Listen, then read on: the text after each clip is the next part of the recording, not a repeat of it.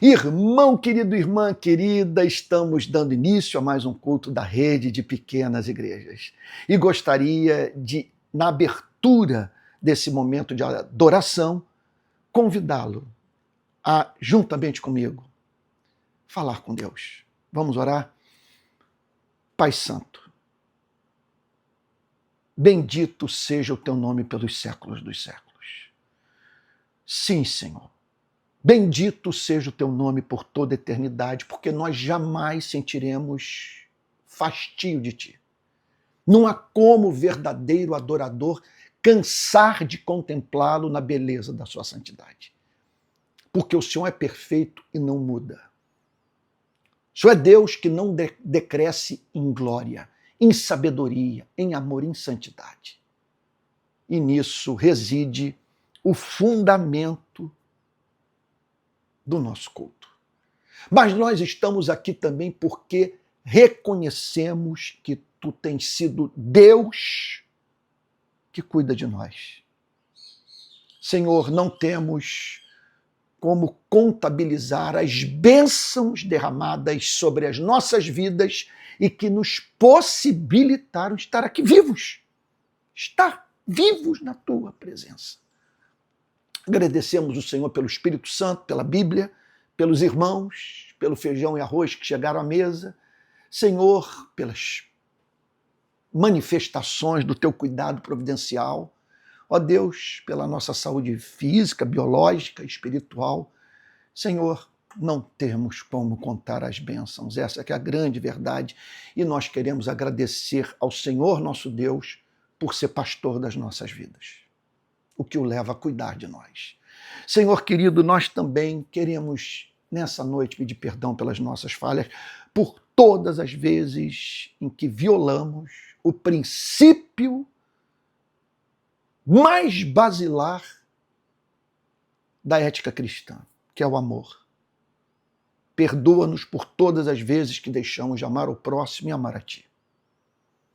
E nós pedimos ao Senhor nosso Deus que venha em nosso socorro a partir de agora, a fim de que entendamos a tua verdade. Que ela seja comunicada ao nosso coração com poder, concisão e graça, de modo que nunca mais sejamos os mesmos a partir do conhecimento da tua verdade, Senhor, que será comunicada a nós nesse momento de adoração. Faz assim, Senhor, e fortalece os abatidos, os que estão atravessando esse momento de deserto espiritual. Senhor, vem em socorro dos que estão sendo terrivelmente tentados, lidando com desejos que se lhes afiguram como sobre-humanos. Ajude-os, Senhor. Os que estão enfermos, desempregados, frustrados no casamento, no trabalho. Senhor querido, os deprimidos, venha em socorro do teu povo. Nós sabemos que basta uma palavra tua para tudo mudar, Senhor. Basta ouvirmos a tua voz, Senhor, para que sejamos sacados de todo vale de angústia. Por isso, Senhor, socorre o teu povo nessa noite. É o que pedimos em nome de Jesus, com perdão dos nossos pecados. Amém. Amém. O texto para o qual gostaria de chamar a sua atenção no culto de hoje é o que se encontra na Carta aos Hebreus, capítulo 5, versículo 12.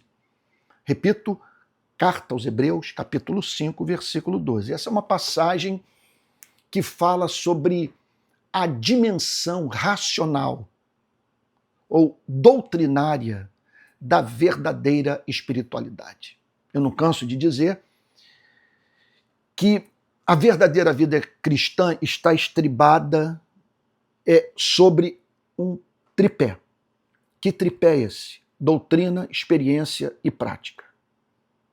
Portanto, nós precisamos buscar uma harmonia entre o conhecimento intelectual da verdade, as experiências vivas com o Espírito Santo que tornam a verdade real e amável para nós, e, por fim, a prática da verdade. sabe? Quer dizer, a doutrina que foi compreendida, a experiência pela qual atravessamos, nos conduzindo a uma vida de amor às pessoas, sabe? E de modo que em tudo o nome do nosso Deus seja glorificado na nossa vida. Essa passagem trata da dimensão intelectual da vida cristã. Fala sobre doutrina, fala sobre teologia, fala sobre razão, fala sobre o intelecto. Apresenta um objetivo que deve ser perseguido não apenas por professores, pastores e teólogos. Aqui nos é apresentada uma meta que deve ser obstinadamente perseguida por todos os cristãos. Diz assim Hebreus 5, verso 12. Pois quando já deviam ser mestres, vamos lá, vamos tentar extrair dessa declaração as verdades que nela estão subentendidas. Quando? Está falando de tempo. Está dizendo o seguinte, que o que não deveria ter sido cobrado no início da vida cristã daquelas pessoas, devido ao tempo decorrido, se tornara objeto de uma admoestação. O que significa o seguinte, devido ao tempo dado pela graça divina para aquelas pessoas se desenvolverem intelectualmente ou doutrinariamente, sabe, a fim, portanto, de adquirirem conhecimento teológico real, então, devido às múltiplas manifestações da graça divina, que possibilitaram aquelas pessoas a conhecerem o que, por motivos óbvios, não podiam ter conhecido no início da sua vida cristã, quer dizer, tudo isso havia se tornado objeto de um profundo arrependimento. Veja, aquelas pessoas deveriam, me perdoe se eu estou sendo redundante, aquelas pessoas deveriam, o escritor da carta aos Hebreus estava chamando a atenção daquela gente para o fato de que a graça havia proporcionado àqueles cristãos oportunidades inigualáveis de crescerem no conhecimento da verdade, de ampliarem a aquisição de conhecimento teológico, quando já deviam ser mestres. Com isso, o Novo Testamento está dizendo que esse deve ser um vetor, quer dizer, meta a ser seguida por toda a igreja. Seus membros se tornarem versados nas Sagradas Escrituras, conhecerem doutrina e saberem relacionar as mais diferentes doutrinas contidas nas páginas do Antigo e do Novo Testamento. O que essa passagem está dizendo é que deve ser objetivo seu e meu, progressivamente crescermos na aquisição de conhecimento doutrinário, de modo que possamos edificar a igreja por meio desse amadurecimento, fortalecendo a vida dos nossos irmãos, enriquecendo, portanto, a comunidade cristã dentro da qual nós estamos inseridos, como também deveríamos estar preparados intelectualmente para oferecer respostas honestas para as perguntas honestas que nos são feitas por amigos que ainda não se converteram e que apresentam objeções à fé cristã. Deveríamos estar preparados para o debate público. Estar em condições de apresentarmos a nossa fé e suas implicações práticas para os mais diferentes campos da vida, sabe? Do debate público, sabe? Na interlocução com aquele que mora na cidade onde nós moramos, por exemplo, e que, ao nosso lado, busca uma organização social que não jogue ser humano contra ser humano, que viabilize a vida em sociedade. Então nós deveríamos estar preparados para mostrar o quanto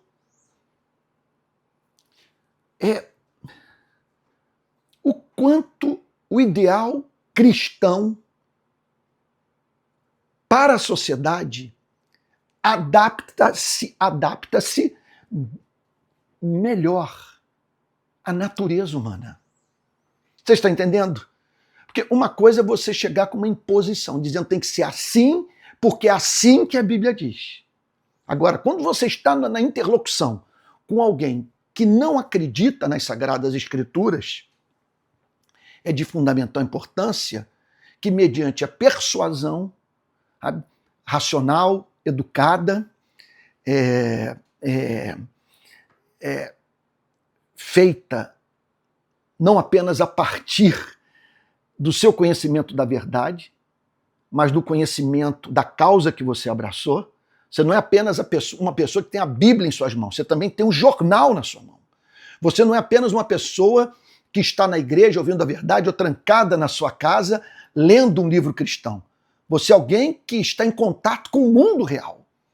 E nesse diálogo entre as Sagradas Escrituras e o mundo real, você é habilitado para dar aquela contribuição singular que cabe a você e a mim dar para a sociedade na qual estamos inseridos e da qual nós devemos ser sal da terra e luz do mundo. Bom, portanto, aqui está o texto dizendo: quando já deviam ser mestres? Está dizendo que esse tempo em que nós somos mantidos vivos pela graça divina é tempo que deve ser interpretado por nós como oportunidade dada pela graça divina para obtenção de conhecimento de Deus. É isso que ele está dizendo. É um tempo. Você se converteu e Deus o tem mantido vivo e lhe dado oportunidades de aquisição de conhecimento teológico.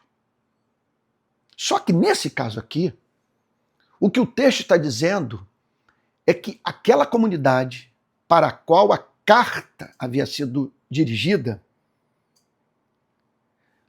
havia recebido da parte de Deus oportunidades suficientes para ser uma comunidade, entendo o que eu vou lhe dizer, de teólogos, de gente intelectualmente amadurecida, de profundos conhecedores da palavra de Deus, de mestres, insisto, de pessoas conhecedoras da sua própria fé, mas numa tal extensão a ponto de encontrarem progressivamente motivos para o culto a Deus e fundamento e metas para o seu compromisso com a ética do Evangelho. Você está entendendo o ponto? Quando já deviam ser mestres? Que significa, portanto, isso é incrível, que aquela gente deveria tornar a tarefa do pastor, sob um certo aspecto, mais difícil. Do pastor ao, vamos assim dizer, do pastor ao se colocar no púlpito para pregar, saber que está comunicando a palavra para gente madura. Que ali não há espaço para uma manipulação da emoção.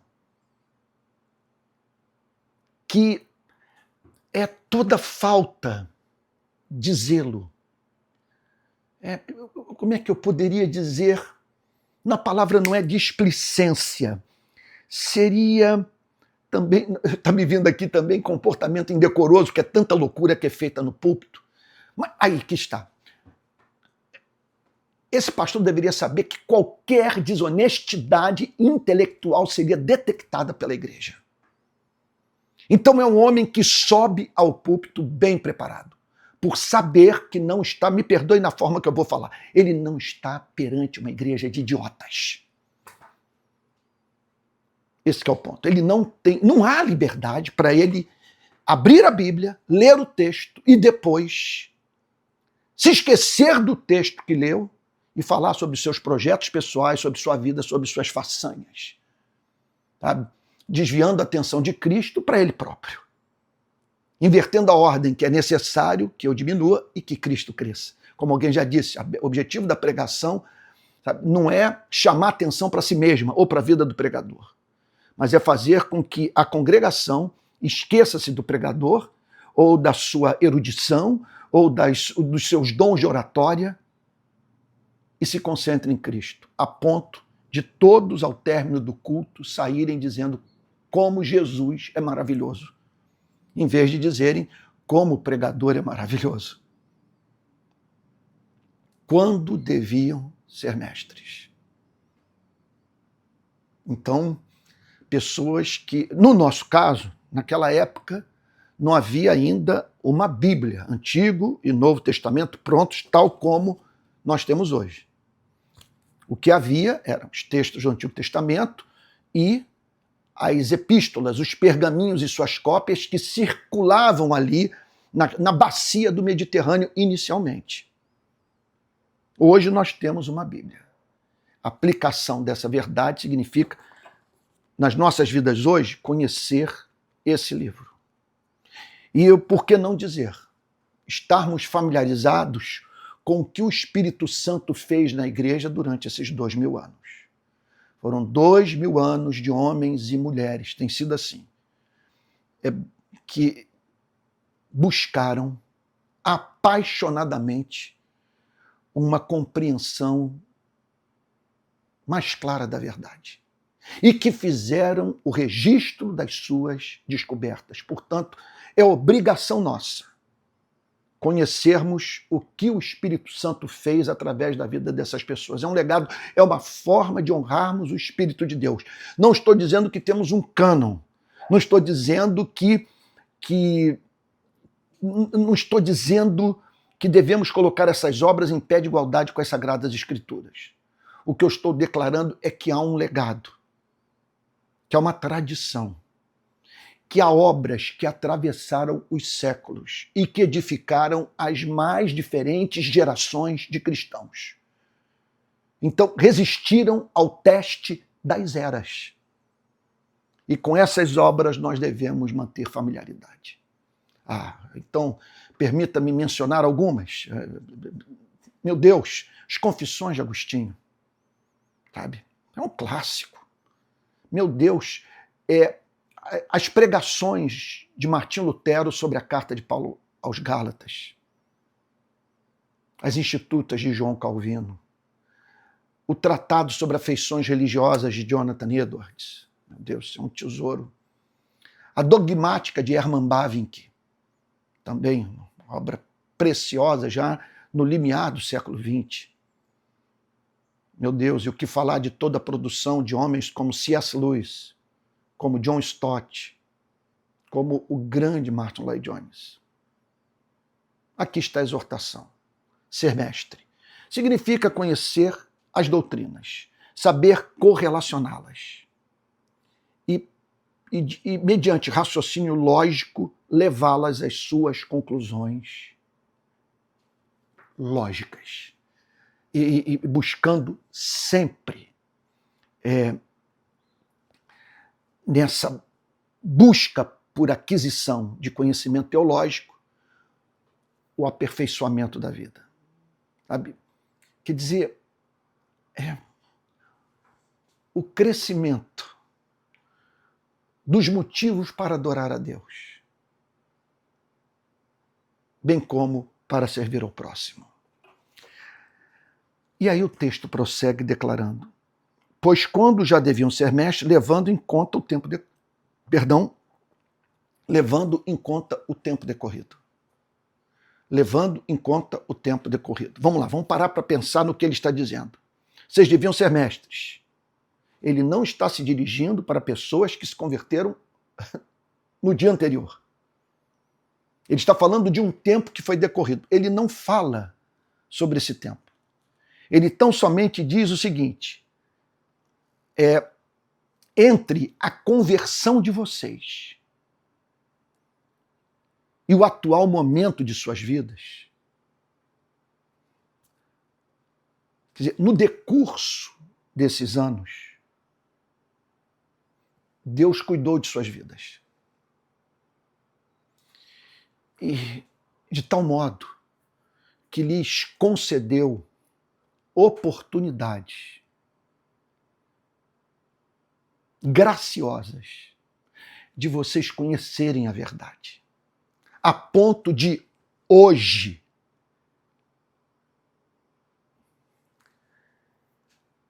estarem habilitados a comunicar a verdade, a defender a verdade, a mostrar as implicações da verdade.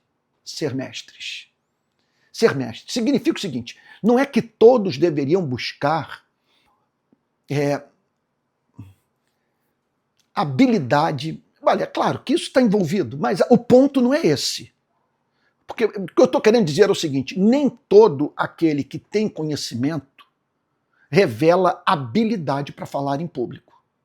É claro que todos nós deveríamos buscar em Deus socorro para que nos tornemos capazes de comunicar para poucos ou para muitos, para uma audiência menor, ou mesmo para uma única pessoa, ou para uma audiência maior, a verdade. Contudo, nem todos têm esse dom. Nem todos têm essa habilidade. Contudo, a meta aqui é para que, quer você tenha habilidade para falar em público ou não, o importante, e isso sim é acessível a todos, nem todos vão receber da parte do Espírito Santo o dom, vamos assim, de profetizar, de declarar a palavra de Deus, de pregar expositivamente, a ponto de ocupar essa posição na igreja, de uma pessoa que se coloca de pé e que faz com que os demais irmãos, humildemente, parem para ouvi-la em razão de reconhecerem o chamado singular desse irmão na fé para a exposição das Sagradas Escrituras. Agora, o que o texto diz é que todos deveriam perseguir a aquisição de conhecimento, a ponto de poderem ser considerados mestres. Não pessoas que vão exercer essa função, né, na vida da igreja, mas de pessoas que estarão em condição de falar de igual para igual, com os que ensinam, com os que receberam o dom. Pessoas que, durante a entrega da mensagem, não se sentirão perdidas, sabe? A ponto de dizerem que o pregador foi muito profundo, quando, na verdade, tudo que ele fez foi tão somente apresentar os princípios mais basilares da vida, da fé cristã. Eu me lembro de uma vez ouvindo Martyn Lloyd-Jones, ou lendo um dos livros de Martyn Lloyd-Jones, dele ter testemunhado de uma experiência que teve numa igreja, que ao término da pregação, uma mulher o procurou dizendo que ele havia sido muito profundo naquela noite, durante sua pregação, ao que ele simplesmente foi levado a dizer. Eu não me lembro se ele falou isso para ela, mas é o que ele conta no seu livro, é que ele diz o seguinte: olha, naquela pregação, tudo que eu fiz foi apresentar o que de mais elementar existe no Evangelho. E aquela pessoa chamou de profundo, de pensamento difícil de acompanhar, sabe? Em razão, quer dizer, apesar de eu ter pregado o Evangelho puro e simples. É uma coisa impressionante isso, que às vezes a pessoa não entende por negligência.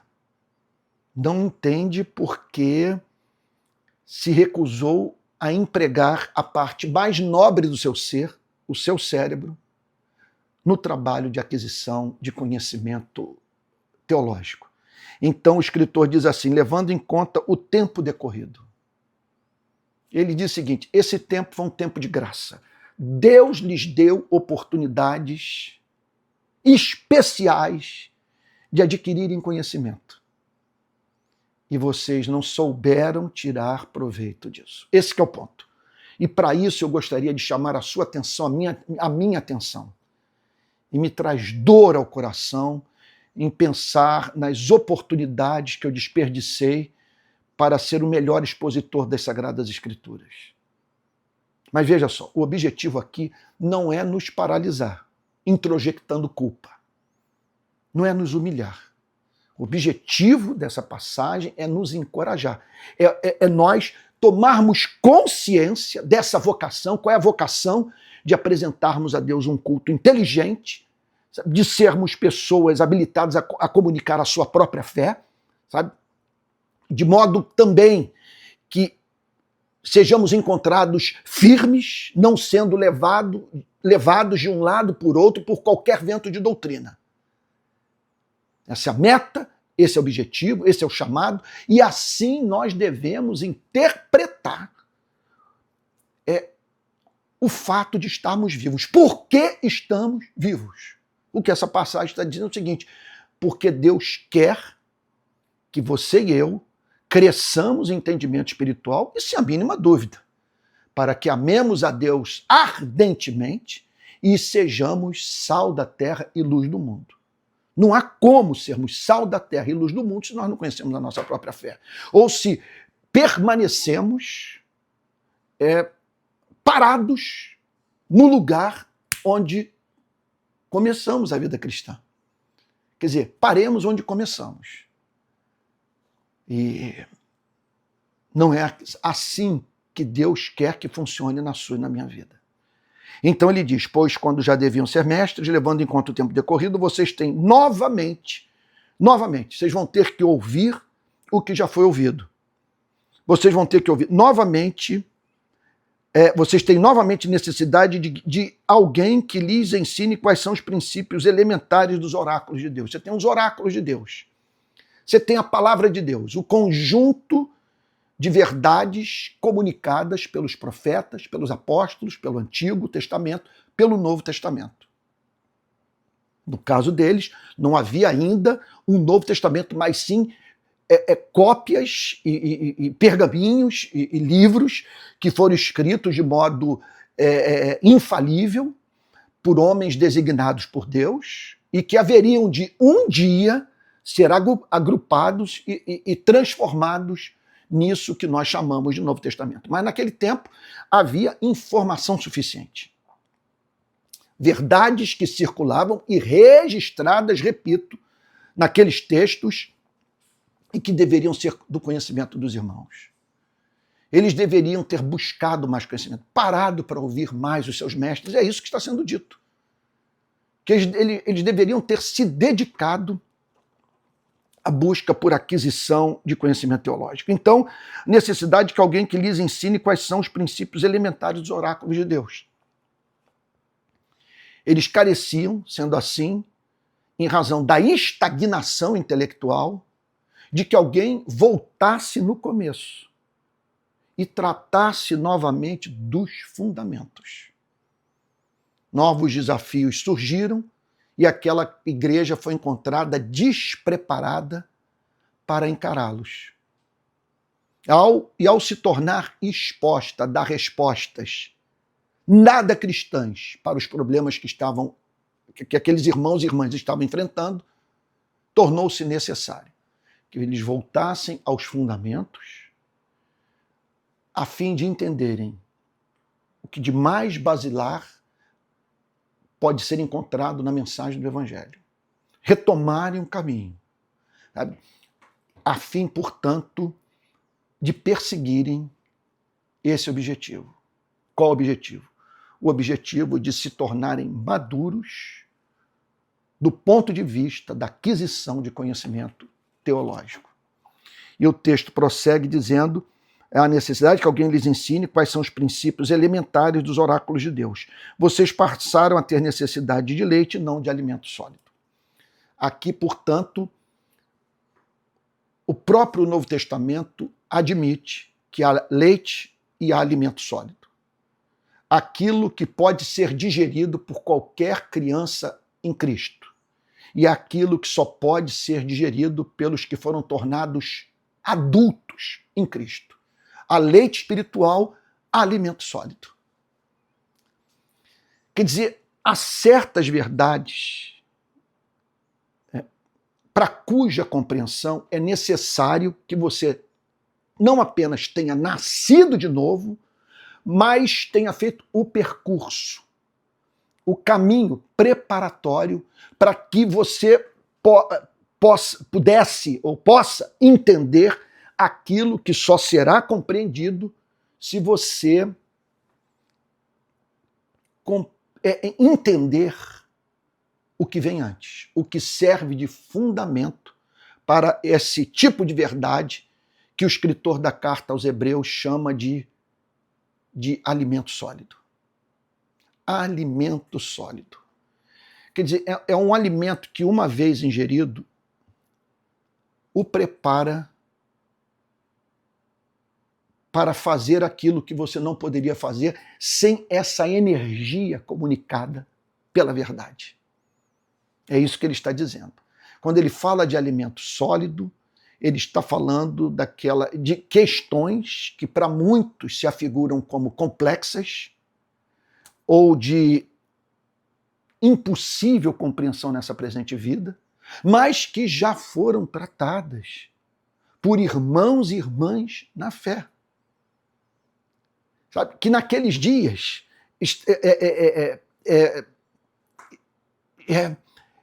podiam ser encontrados digerindo alimento sólido. Então havia um desnível. Sabe? Havia, de certa forma, duas igrejas numa só. Ele não está dizendo que os que tomavam leite espiritual não haviam nascido de novo, eram convertidos. Mas esse que é um ponto que nós precisamos levar em consideração quando pensamos nos descaminhos da igreja. Muitas vezes esses descaminhos não resultam, veja só, não resultam da presença no seio da igreja de pessoas que não se converteram. Muitas vezes o que ocorre é o da igreja ser imatura, apesar de ter no seu seio verdadeiros convertidos, sabe? Isso em razão do fato dessa igreja não ter aproveitado as oportunidades dadas pela graça divina para obtenção de conhecimento. Então, pode acontecer isso. Gente que está digerindo alimento sólido e gente que só pode digerir leite espiritual. Gente que só consegue compreender o que de mais basilar existe e gente que, em razão do seu desenvolvimento espiritual e teológico, está em condição de compreender determinadas verdades. E é claro que essa pessoa se torna muito mais eficaz no reino de Cristo, tanto do ponto de vista da ação da graça por meio da sua vida no seio da igreja, como também do papel que essa pessoa exerce na sociedade, ou pode exercer na sociedade, por conhecer mais profundamente a verdade. Bom, olha, eu quero lhe dizer que eu estou oferecendo minha vida a você para ajudá-lo a crescer no conhecimento. E com muita imperfeição, eu sei, tem gente muito melhor dentro e fora do nosso país para auxiliá-lo nessa busca por aquisição de conhecimento teológico, mas eu estou me oferecendo na melhor fase da minha vida, porque o trabalho de pregador, ele requer maturidade. Meu Deus, por isso que a palavra é presbítero, é ancião. Quanto mais uma pessoa idade tem, é claro, levando em consideração que ela está andando com Cristo no temor do Senhor, mais habilitada está para ensinar. Eu estou na melhor fase da minha vida e eu quero oferecer aquilo que Deus, pela sua graça, me concedeu para ajudar a você a crescer em conhecimento. Então, eu não estou fazendo aqui, é claro, não interprete isso como propaganda do meu ministério, mas o que eu posso falar? Sabe, nesse contexto aqui, dizer que vocês precisam crescer em conhecimento, se tornar mestre, significava, entre outras coisas, aquelas pessoas atenderem um chamado para buscarem, para separarem tempo para ouvir os pregadores. Sabe? Num contexto que não havia internet e um cânon que ainda estava em desenvolvimento. E eu me sinto na liberdade de fazer o mesmo. E dizer o seguinte, que esse canal é um canal voltado para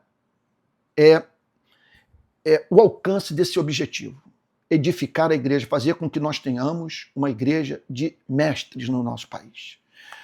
Então, se você der uma olhada no meu canal, você vai ver playlists. Há curso de tudo. Exposição completa da carta aos Efésios, da carta aos Gálatas, da carta aos Filipenses. Começarei agora em março uma exposição completa da carta de Paulo aos Colossenses. Ali você vai encontrar também outros cursos mais, essas pregações de domingo, as pregações de meio de semana, os vídeos curtos, os vídeos mais longos que eu gravo. Você vai encontrar textos e há material exclusivo para os membros do meu canal. Então eu estou oferecendo um curso sobre história da filosofia, um curso sobre cristianismo e política e um terceiro curso sobre história do cristianismo. Então, estão todos em desenvolvimento. E agora, nesse ano, eu vou estar usando extensamente o meu canal para ler livros. Eu estou trazendo o Clube do Livro para dentro do canal, de modo que os irmãos possam, juntamente comigo, ler obras clássicas, cristãs e não cristãs, que vão nos ajudar a perseguir esse ideal de desenvolvimento intelectual. Então, eu faço esse convite a você. Junte-se a nós. Vamos formar aqui uma comunidade de estudantes da palavra, sabe? E de pessoas que, a partir desse conhecimento, façam diferença no nosso país. Tá bom? Eu convido para essa jornada. Vamos orar? Ó Pai Santo, Deus de toda graça, bondade e misericórdia, nós o agradecemos por essa exortação e pedimos a Ti que o Senhor nos ajude a perseguir essa meta, ser mestres, Senhor. Estarmos preparados para edificar os nossos irmãos nas suas dúvidas, bem como, Senhor, apresentar o Evangelho para amigos queridos que ainda não tiveram encontro com Cristo. Nós também pedimos, Senhor, que Tu nos concedas aquela estabilidade espiritual que é fruto da aquisição de conhecimento. Senhor, que não queremos ser como meninos levados de um lado para o outro por qualquer vento de doutrina. Agora, nós pedimos também a Ti, Senhor, que pela Sua graça que não tem fim, que essa aquisição de conhecimento não nos ensoberbeça, porque nós sabemos que não há, Senhor, não há nada que seja acrescentado à vida de um ser humano que não lhe sirva de pedra de tropeço ou de motivo de tentação. Por isso nós rogamos a Ti que, juntamente com a aquisição de conhecimento, Senhor, nós cresçamos em dependência da Sua graça. Faz assim, Senhor. Abençoa os projetos de ensino da Rede Pequenas Igrejas e do meu canal durante o ano de 2025. Que seja o ano mais frutífero de todos esses que nós vivemos, Senhor. É o que te pedimos em nome de Jesus, com perdão dos nossos pecados. Amém. Amém. É isso, meus irmãos queridos. Olha só, eu quero chamá-lo então, se for possível, você se tornar membro do canal, além de ajudar a viabilizar os projetos que nós temos de organizar cursos, de oferecer o material didático mais bem feito, tudo isso requer investimento. Então, e é isso. E também para isso, disso eu vivo, para isso eu estou dedicando minha vida. Tá? Por isso que eu não faço tendas, porque esses recursos têm chegado em alguma escala e que tem permitido, portanto, eu me dedicar. Agora nós podemos fazer muito mais. Eu quero estimulá-lo a se tornar membro, caso você possa fazer uma contribuição para esse Pix, palavraplena@gmail.com.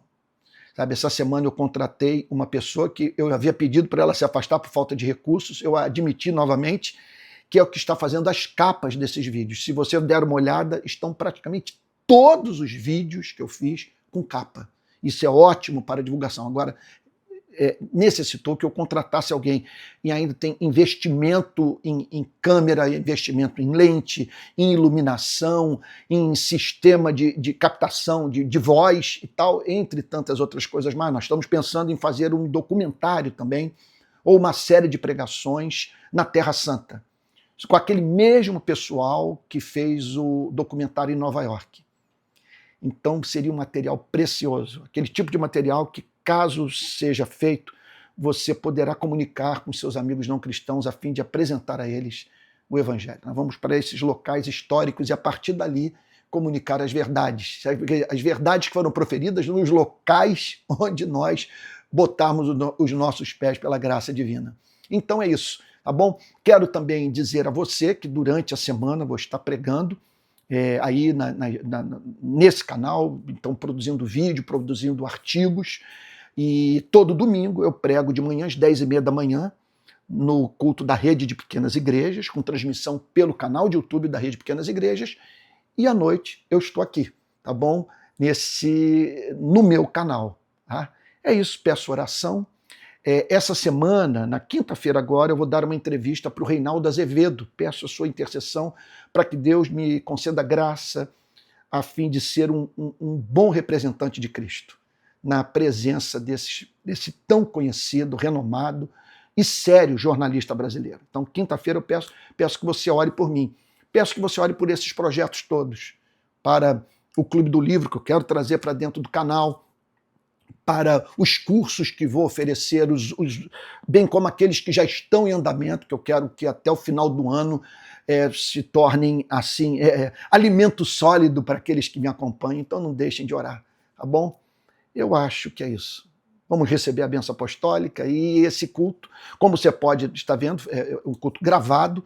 Eu vou estar mesclando agora cultos ao vivo com cultos gravados. Então, às vezes, eu não tenho condição de estar ao vivo, mas uma coisa é certa, você vai ter sempre uma pregação às 7h da noite, sabe, no domingo. Sempre você entrou ali, 7h da noite, ou eu vou entrar ao vivo, ou 7h da noite eu tornarei disponível a todos uma pregação gravada, tá bom? Essa mensagem está sendo gravada no domingo, nesse mesmo domingo. Tá bom? Qual é o dia? Hoje é 2 ou 1 de fevereiro, não sei. Eu sei que estou no primeiro domingo de fevereiro, sei que eu estou aqui gravando, e assim nós vamos nessa dinâmica e você vai me dando os feedbacks. O bom é que quando eu gravo, eu não corro risco da transmissão cair no meio do caminho. Falta de luz, eu moro no mato, eu já falei isso, e a meteorologia está dizendo que nós vamos ter um período de tempestade aqui na região sudeste que vai alcançar o Rio de Janeiro. Então não quero não correr o risco de repente a luz apagar e tal, e eu interromper a mensagem, como já aconteceu em outras ocasiões. É isso. Vamos receber a bênção apostólica. Senhor, nós bendizemos o teu nome, nosso Deus e Pai, pela tua palavra que alcançou o nosso coração. Nós pedimos a ti graça para perseguirmos esse objetivo, de nos tornarmos profundos conhecedores da tua verdade. E que a graça do nosso Senhor e Salvador Jesus Cristo, o amor de Deus o Pai e a comunhão do Espírito Santo sejam com cada um de vocês, desde agora e para todo sempre. Amém. Deus abençoe e o guarde, e até o próximo domingo.